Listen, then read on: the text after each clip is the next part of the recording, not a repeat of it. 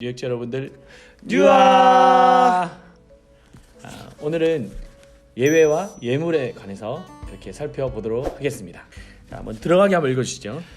요즘 인터넷 예배가 늘어나면서 헌금도 계좌로 이체하는 경우가 많아지고 있습니다. 이에 대한 여러분의 견해는 어떠한지 나눠봅시다. 네.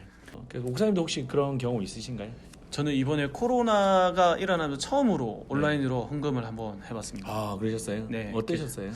일단 편하게 카카오 이제 딱 계좌 눌러가지고 하는 게 약간은 친구한테 뭐 돈 다시 뭐 보내주거나 하는 그런 느낌이 들어서 약간 이상하긴 했지만 네. 편했습니다. 그렇죠. 그래도 뭐 장점이 편리성도 있고 네, 또 맞습니다. 아무래도 투명성도 있을 거예요. 네. 거쳐서 가지 않기 때문에 바로 가기 때문에 투명하게 전달될 수 있는 것도 있을 것입니다. 근데 아무래도 편리성 이면에는 또 단점도 있겠죠. 네. 좀 어떤 게 있겠습니까? 일단은 뭔가 그 헌금을 미리 뭐 준비하는 어떤 느낌이 아니라 갑작스럽게 뭔가 보내면서 좀 마음이 당기지 않은 듯한 네. 그런 좀 느낌이 있었어요. 네, 어떤 진정성의 결여 네. 같은 게 있을 수 있고 또 좀 공동체성의 상실도 있을 것 같아요. 아무래도 같이 와서 예배 드리면서 이렇게 드리는 헌금이랑 다르게 네. 어떤 공동체를 생각하지 못하는 그런 마음도 있을 것입니다. 자, 오늘 예배에 대해서 좀 항상 얘기를 하다 보면 따라오는 그 예물에 관해서 우리가 좀 다루고자 하는데 우리가 왜 이 예물을 드려야 되고 또 어떻게 드려야 되는 건지를 좀 같이 나눠보도록 하겠습니다. 네. 자, 1번 한번 읽어주시죠. 예배는 두 가지로 나눌 수 있는데 하나님이 받으시는 예배와 받지 않으시는 예배입니다. 아무리 우리가 예배를 드린다 할지라도 하나님이 받으시지 않는다면 예배로서 아무런 가치가 없습니다. 하나님이 받으시는 예배와 받지 않으시는 예배의 차이는 무엇이라고 생각하나요? 네, 예배는 두 가지입니다. 첫 번째는 하나님이 받으시느냐, 두 번째는 하나님 받지 않으시느냐. 그 차이죠. 어떤 차이가 있습니까? 일단은 이 예배라는 것이 하나님께 드리는 건데 네.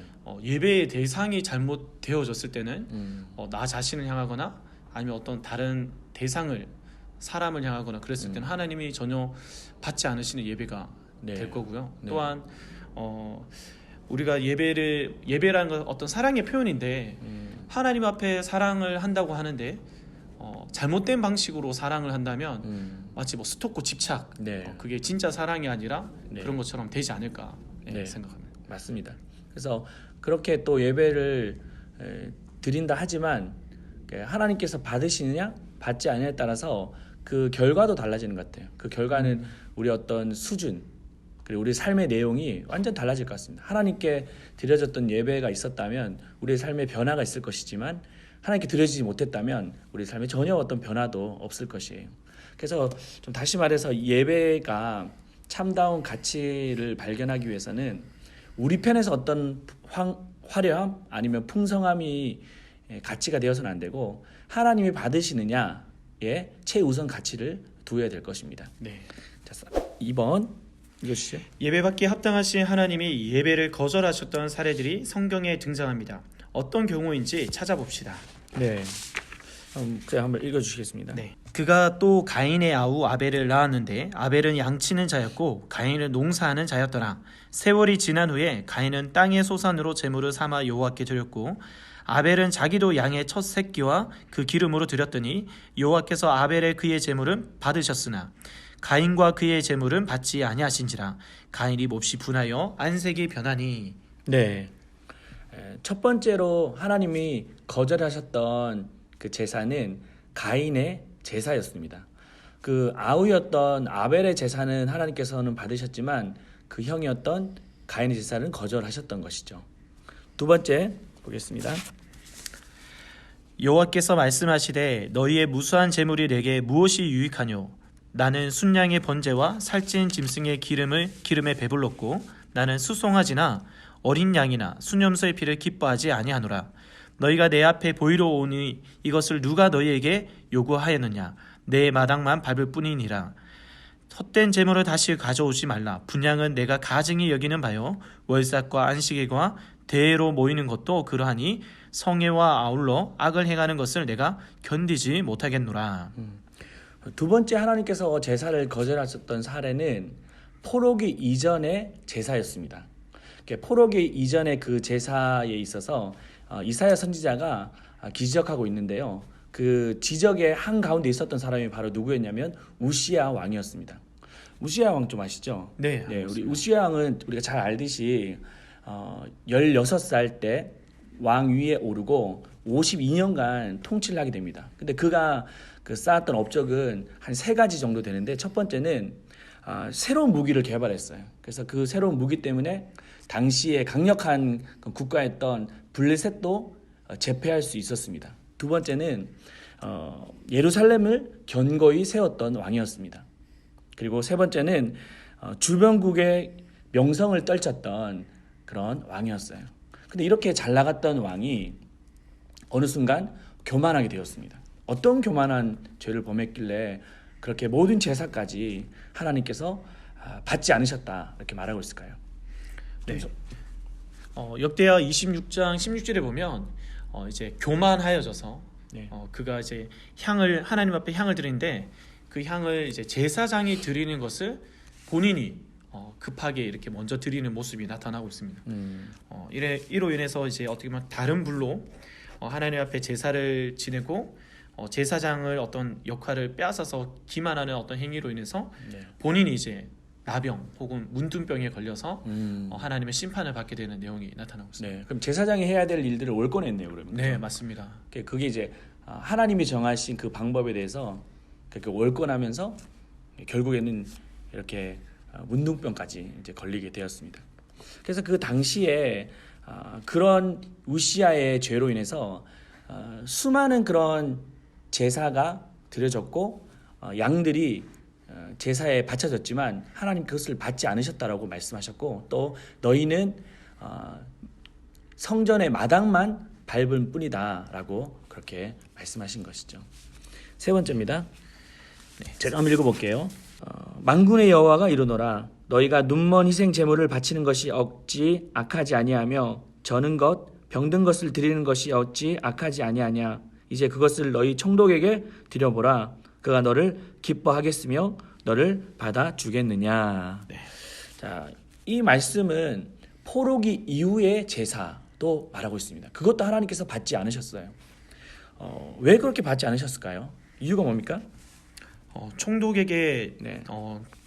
드리지도 못하는 사람의 어떤 상관, 저 같은 경우에 예를 들어서 담임 목사님한테도 네. 뭔가 보고서를 제출하거나 할 때 있어서 굉장히 꼼꼼히 살피고 확인을 하는데 그 대략 그냥 대충 이렇게 만약에 드린다면 그럴 수 없는 거겠죠. 네. 살펴보는데 하나님 앞에 드리는데 아무런 준비되지 않은 것들을 네. 드리는 어떤 모습이 보여주고 있습니다. 그래서 오늘 보면 이제 눈먼 희생 제물이라고 말하는데 이렇게 저는 것, 병든 것을 하나님 앞에 이렇게 드렸다 그렇게 말씀하고 있습니다. 3번입니다. 하나님이 받으시지 않는 예배는 제물과 연관되어 있었습니다. 하나님이 정하신 예배는 어떤 제물이 필요한가요? 한번 읽어주시겠어요? 네. 이스라엘 자손에게 말하여 이르라 너희 중에 누구든지 여호와께 예물을 드리려거든 가축 중에서 소나 양으로 예물을 드릴지니라. 그 예물이 소의 번제이면 흠없는 수컷으로 회막문에서 여호와 앞에 기쁘게 받으시도록 드릴지니라. 네, 하나님이 받으시기로 작정하신 그런 제물은 두 가지의 충족 조건이 있어요. 첫 번째는 흠 없는 것, 두 번째는 수컷입니다. 그래서 흠 있는 그런 수컷이면 받으십니까? 안 받으십니다. 안 받으십니다. 그리고 흠은 없지만 암컷이면 받으십니까? 안 받으십니다. 받지 않으십니다. 흠 없는 수컷만 하나님께서 받기로 결정하셨습니다. 이것은 무엇을 뜻할까요?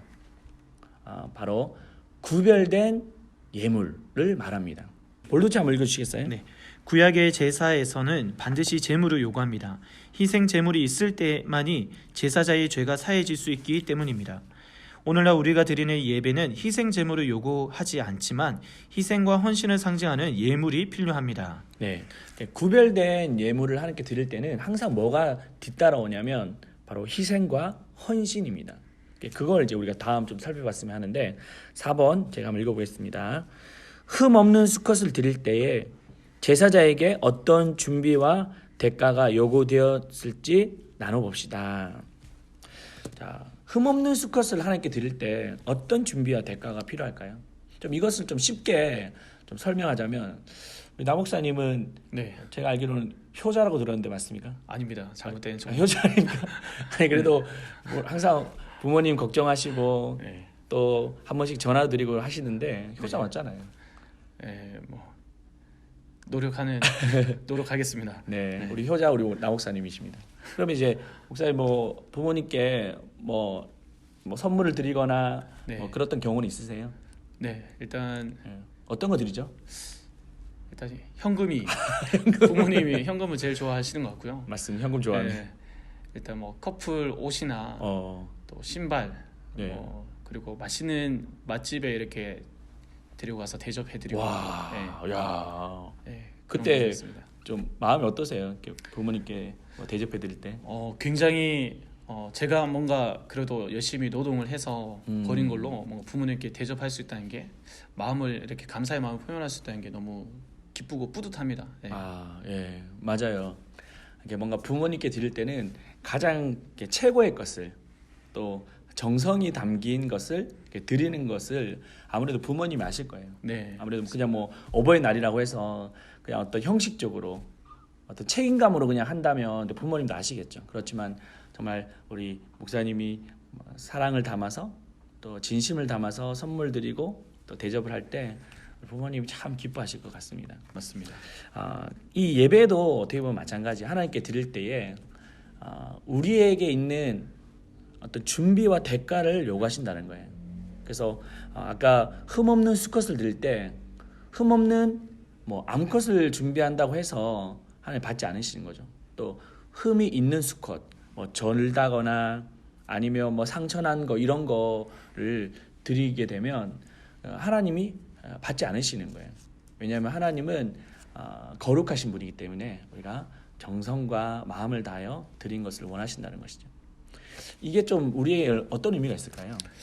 저는 한번 상상을 한번 해봤는데 네. 이 흉없는 수컷을 준비하기 위해서 뭐 1년 된 이런 재물을 준비하는 데 있어서 얼마나 이 제사자가 얼마나 많이 수고를 했을까. 혹여나 이 짐승이 다칠까봐 또 구별하고 챙기고 애쓰면서 이 짐승을 또 키웠을 텐데 그리고 그것을 하나님 앞에 드린다고 했을 때 쉽지 않았을 것 같다는 생각도 들거든요. 정말. 네. 그리고 어떻게 보면 성실하게 자신의 인생 가운데 하나님 앞에 살면서 준비했던 것을 이제 드리니까 하나님께서 그것을 기뻐하시지 않았을까라고 네. 생각합니다. 우리의 좀 신앙생활에 있어서도 이게 흠없는 수컷의 제물이 우리 어떤 준비성을 뜻하지 않겠습니까? 네네. 그래서 오늘 하나님께 헌금을 드릴 때 뭐 저도 가끔 이렇게 뭐 허겁지겁 지갑에서 꺼내서 드리는 경우가 있는데 그러면 제 마음도 너무 뭔가 불편하고 맞습니다. 네. 이렇게 하나님 앞에 죄송하다는 그런 마음이 들 때가 있더라고 보니까. 목사님도 혹시 그런 경우가 있으신가요? 그럼요. 네. 그 주머니에서 막 뒤지덕거리다가 네. 이렇게 막 너무 큰 금액이 나오면 깜짝 놀라기도 하고 네, 심사임당. 사실 5만 원짜리 나오면 왜 여기 있나 이런 생각이 들 때도 있고 하는데 예전에 참 네. 좀 생각을 해보면 나이 많으신 권사님들이나 네. 그 장사하시는 분들이 특히 장사하시면서 돈을 오는데 네. 신권이나 아주 좋은 게 오면 따로 성경책에 이렇게 꽂아 두셨다가 또 또 헌금한 다음에 그때 내시고 또 뭐 그렇게까지는 또 이상하긴 하지만 이렇게 다림질하셔서 맞아요. 정말 깨끗하게 미리 주일 전에 준비를 하셔서 이렇게 오시는 모습들이 그게 하나님께 드려진다는 마음으로 했기 때문에 네. 아름다운 어떤 모습이지 않았나 맞아요. 생각합니다. 네. 제가 예전에 새가족부를 섬기고 있을 때 새가족이 와서 어떤 초청하고 또 환영하는 그런 행사가 있었는데 제가 그날이 너무 설레지는 거예요. 그래서 전날 가서 테이블도 또 오하요를 맞추고 또 거기에 들어가는 음식이나 이런 것도 다시 한번 확인해보고 그래서 막 그 날을 기다리면서 준비했던 기억이 나는데 하나님 앞에 나아갈 때 우리가 예물을 드릴 때도 정말 그만큼 준비해서 나아갈 때 정말 하나님이 얼마나 더 기뻐하실까. 사람에게 준비해도 그렇게 네. 우리가 정성스럽게 하는데 맞습니다. 하물며 우리 거룩하신 하나님 앞에 우리를 다스리신 하나님 아버지 앞에 기꺼이 준비하며 또 희생하며 대가를 치르며 나가야 될 것입니다. 자, 5번 한번 읽어주시겠어요? 하나님이 거절하시는 또 다른 제사가 있습니다. 어떤 제사이며 그 이유는 무엇인가요? 네, 한번 읽어보겠습니다. 여호와께서 너와 내 조상에게 맹세하신 대로 너를 가나안 사람의 땅에 인도하시고 그 땅을 내게 주시거든 너는 태에서 처음 난 모든 것과 내게 있는 가축의 태에서 처음 난 것을 다 구별하여 여호와께 돌리라. 수컷은 여호와의 것이니라. 나귀의 첫 새끼는 다 어린 양으로 대속할 것이요 그렇게 하지 아니하려면 그 목을 꺾을 것이며 내 아들 중 처음 난 모든 자는 대속할지니라. 아멘. 하나님이 또 거절하시는 다른 제사가 있대요. 어떤 제사입니까? 처음 난 게 아닌 것을 네. 드리는 것을 말하는 것 같습니다. 네. 흠없는 수컷을 드리는 것 하나님께 기뻐하시는데 또 오늘 본문의 말씀에 보면 처음 것을 하나님께 드리는 것을 그러면 원하신다는 것이죠. 그죠? 네. 근데 그 이유가 뭘까요? 오늘 13절의 말씀에 보시면 나귀의 첫 새끼는 다 어린 양으로 대속할 것이요 그렇게 하지 아니하려면 그 목을 꺾을 것이며 내 아들 중 처음 난 모든 자는 대속할지니라. 처음 것을 하나님께 드린다라고 하는 것은 이게 출애굽할 때 그 대속의 제물을 뜻합니다. 이스라엘 백성들이 출애굽할 때 애굽에 있는 모든 장자는 다 죽게 됩니다. 왜죠? 그 어린 양의 피를 그 문선주에 바르지 않았기 때문인 거예요. 근데 이스라엘 백성들은 어린 양을 죽여 그 피를 문선줄에 발랐습니다. 그때 그 이스라엘의 백성들의 장자가 생명이 보존될 수 있었던 것이죠. 그래서 그 대속의 은혜로 말미암아 생명이 보존되었듯이 장자들도 그 대가를 주님 앞에 드리는 삶을 요구하셨던 것이죠. 네. 이게 오늘의 우리의 그런 삶에서도 우리 하나님께 나아갈 때 처음 것을 드린다고 하는 것은 그 대속의 제물을 기억하는 것입니다. 그래서 어떤 마음으로 우리가 드려야 될까요? 그러면 이미 우리의 주어진 생명뿐만 아니라 네. 주어진 어떤 재물과 시간과 이 모든 것들이 하나님이 거시는 것을 인정하고 주님 앞에 드리는 것, 이 네. 자세가 필요하지 않을까 생각합니다. 맞습니다. 그래서 이제 처음 것을 드린다고 하는 것은 또 어떻게 보면 그 대표성의 원리도 포함되는 것 같아요. 그래서 다 모든 것이 하나님께 것이지만 그 처음 것을 드리면서 우리의 모든 것을 드린다라고 하는 그 신앙의 고백을 담고 있는다라고 말할 수 있겠습니다. 자, 한번 돌아보기 한번 보시면 정성과 준비가 있는 예배를 위해서 내가 개선해야 될 점은 무엇인가요? 오늘 목사님 오늘 말씀을 통해서 어떤 예배에 대한 개선 생각해 보셨습니까? 네, 먼저 하나님께 드려지는 그 헌금 또 예물에 대해서 미리 준비를 확실히 해야겠다라는 생각이 네. 들었습니다. 네. 너무 급박하게 해야 하니까 전혀 마음과 하나님을 향하지 않고 그냥 사람들의 또 의식, 때로는 저희 교육자니까 이 헌금도 안 하나 어떤 그런 보여지는 것에 대해서 의무감으로 책임감으로 할 때가 많은데 네. 자발적이면 하나님이 정말 하나님 것입니다라고 미리 고백하는 그 마음을 담아서 미리 준비하는 것들이 가장 저에게 필요한 부분인 것 같습니다. 네. 그래서 우리가 예배의 시작은 예배당에 들어갈 때부터 시작되는 게 아니잖아요. 그 전에 그 모든 준비의 과정도 예배의 시작이듯이 헌금을 드릴 때도 미리 이제 감사의 제목도 적고 그리고 어떤 기도 제목도 적고 하나님께 드릴 때 그게 바로 예배의 시작이 될 것입니다. 자, 2번 한번 읽어주시죠. 네, 첫 소산을 드리는 것은 당신의 신앙에서 어떤 실천적인 의미가 있나요? 네. 어떤 실천적인 의미가 있습니까? 저는 실제로 이제 어머니께서 네. 군대에서 이제 첫 이제 봉급을 받았을 때 전화를 오셔가지고 요셉아 이거는 하나님의 것이니까 놓치지 않으시고 네. 네. 네가 다 전부를 첫 열매를 하나님께 드리는데 이렇게 했으면 좋겠다. 그래서 그때는 하여튼 저에게도 어떤 감동이 있고 네. 앞으로 군 생활에 대한 이것도 하나님께서 지켜주시고 맞습니다. 인도해 주시면 가능하니까 네네네. 정말 하나님의 것입니다 하면서 하여튼 기쁨으로 정말 드렸던 적이 있습니다. 네. 그래서 첫 소산을 드린다는 것은 앞으로의 인생에 이루어지는 모든 열매들 또한 하나님께서 주관하신다는 어떤 그 고백 그것이 담겨져 있지 않나라고 생각을 하거든요. 네. 네. 저도 처음 알바했을 때 네. 그 알바했던 그 모든 금액을 하나님께 드렸던 기억이 나는데 참 기분이 좋았어요. 너무 감사하고 기꺼이 제가 드릴 수 있었던 것이 너무 기억이 납니다. 저는 또 이 첫 서수환을 드린다라고 하는 의미를 생각해 볼 때 우리가 수입을 얻잖아요. 매달 정기적인 수입을 얻고 또 뭐 월급이라 한다면 월급일 수 있는데 그것에 처음 것을 드린다는 것은 10분의 1을 좀 따로 떼놓고 먼저 그리고 이제 제가 이제 써야 될 거 쓰는 거 그리고 이제 그것을 하나님께 11조를 드리는 그 모습에 대해서 하나님 이것을 그래도 그 마음의 중심을 처음 것을 드린다라고 하는 그 마음의 중심을 하나님께서 기뻐 받으시지 않겠느냐 그런 생각을 한번 해봤습니다. 네. 그래요. 우리 오늘 내용을 보면서 나 목사님 하나님 사랑하십니까? 사랑합니다. 네. 저도 우리 하나님 너무너무 사랑해요. 이렇게 사랑한다면 뭔가 드리는 것이 아깝지 않잖아요. 그죠? 네, 맞습니다. 우리 뉴욕지 청년 여러분들도 하나님 사랑하는 마음으로 정말 기꺼이 드림으로 하나님께서 우리에게 주시는 더 풍성한 은혜를 이렇게 누리시기를 소망합니다. 네. 네. 나 목사님 한마디 해주시죠. 하여튼 헌금에 대한 자세를 다시 한번 돌아보게 됐는데 예수님의 십자가 희생에 대한 어떤 그 대속적인 죽음, 그거는 잊고 그냥 해야 하니까 하는 것으로 많이 했던 것 같은데 네. 오늘 그 부분을 많이 돌아보게 되어서 우리 함께 좀 이런 십자가의 은혜를 생각하고 나아가는 어떤 예물을 드려짐이 우리 공동체 안에 일어났으면 좋겠습니다. 네. 오늘 마지막으로 주님 사랑합니다라고 이렇게 인사하겠습니다. 주님 사랑합니다. 다시. 자, 주님 사랑합니다.